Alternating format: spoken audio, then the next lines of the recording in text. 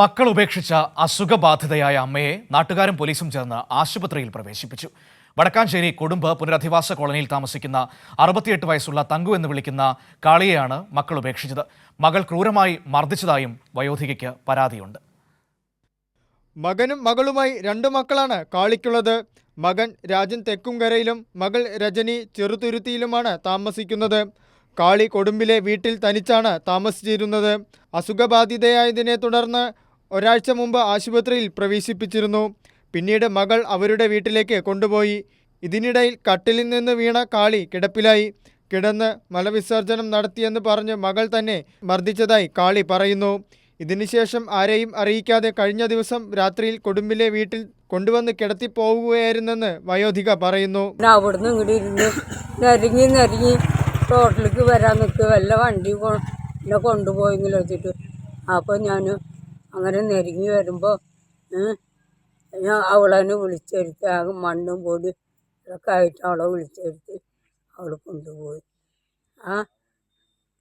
അങ്ങനെ കൊണ്ടുപോയിട്ട് പിന്നെ അവിടെ ആരുമില്ല. ഒരു ചങ്ങായി അവിടെ ഉണ്ട്. ഒരു തുള്ളി വെള്ളം നേരത്തിന് എടുത്തത് ആരുമില്ല അവിടെ. ഒറ്റയ്ക്കുള്ളൂ. ഇക്കണെങ്കിൽ എനിക്ക് നടക്കാനും വയ്യ, തല കറങ്ങിയിട്ട്. അവന് വീണതാണ്. വീണപ്പോൾ പിന്നെ കാണിക്കാൻ വയ്യ. ഭക്ഷണം കിട്ടാതെയും വേദന കൊണ്ടും ഇവർ റോഡിലേക്ക് നിരങ്ങിയിഴഞ്ഞ് വന്നപ്പോഴാണ് നാട്ടുകാർ വിവരം അറിയുന്നത്. വാർഡംഗം KB ബബിത സ്ഥലത്തെത്തി മക്കളെ വിവരം അറിയിച്ചെങ്കിലും മോശമായ രീതിയിലാണ് പ്രതികരിച്ചതെന്ന് വാർഡ് മെമ്പറും പറയുന്നു. അവര് ഉച്ച മുതലേ ഇവിടെ ഈ റോഡ് സൈഡിന് വീടിന്റെ മതിലുമ കിടക്കാണ്. അപ്പൊ അത് വൈകിട്ടും ഇതുവരെ പോകുന്നില്ല എന്ന് കണ്ടപ്പോഴാണ് നാട്ടുകാർ കണ്ടിട്ട് നമ്മളെ 6 മണിയാകുമ്പോൾ വിവരം അറിയിച്ചത്. ഇവിടെ ഒന്ന് നോക്കുമ്പോൾ അവർ അത്രയും ആവശ്യം നല്ലതായിട്ടാണ് കിടക്കണത്.